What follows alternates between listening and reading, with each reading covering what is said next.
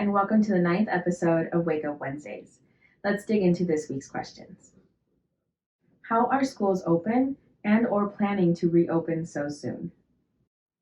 Sending your kids back to school can be such a difficult decision to make, and the reasons why it may be so difficult are different for each family and set of parents. The CDC has created solid guidelines for K-12 schools to reopen and have seen many schools successfully prevent COVID-19 outbreaks by following these guidelines.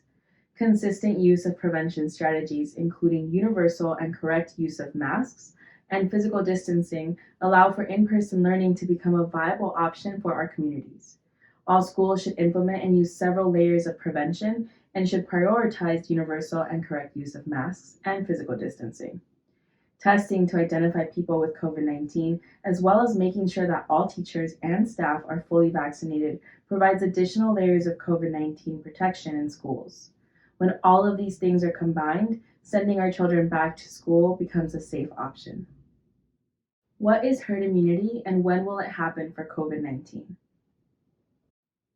Herd immunity is when most people are vaccinated or have already had the disease.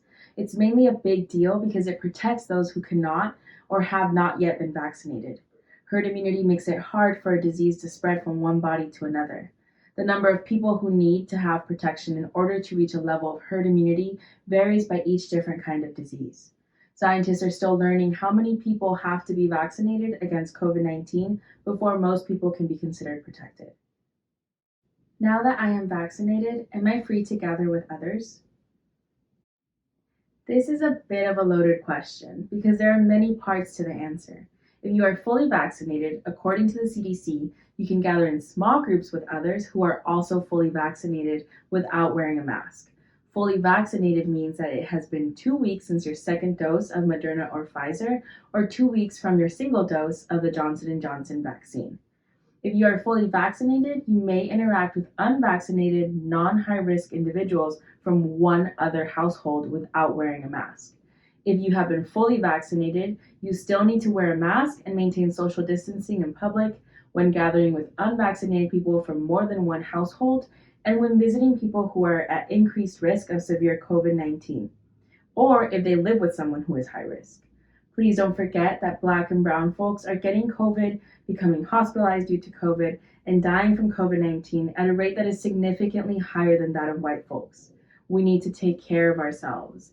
We need to call each other out on unsafe gatherings, and we need to protect ourselves.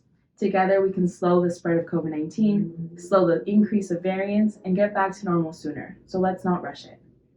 Thanks for checking in with me this week. Don't forget to continue to submit your questions in the comments or message them to us directly.